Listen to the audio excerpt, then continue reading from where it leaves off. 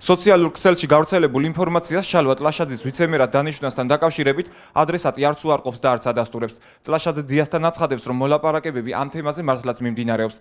შალვა ტლაშაძე თვითმმართველობის არჩევნებში დამოუკიდებელ კანდიდატად ერთ-ერთ მაჟორიტარულ ოლქში კენჭს იყრიდა.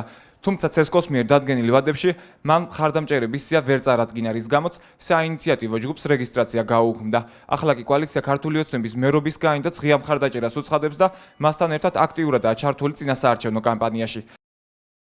უცხადებ ღია მხარდაჭერას მეორე ტურის ერთ-ერთ კანდიდატს ბატონ ზურაბ ჯირკველიშვილს, რაც შეეხება სხვადასხვა თანამდებობებს, ამაზე თქვა ჯერ ფიქრი ადრეა, ჯერ არჩევნები არის მოსაგები, შესაბამისად ამაზე ვერც უარყოფდა, ვერც დავადასტურებ ამ ინფორმაციას. მიმდინარეობს მოლაპარაკებები თქვენთან?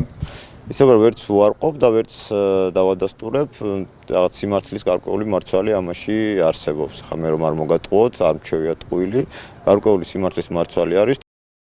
შალვა ტლაშაძე გორის ვიცემერად ზურაბ ჯირკველიშვილის გამარჯვების შემთხვევაში დაინიშნება. მეორე ტურის შემდეგ გახდება ცნობილი თუ ვინ დაიკავებს ვიცემერის სკამს, ირაკლი ოქრუაშვილი თუ შალვა ტლაშაძე.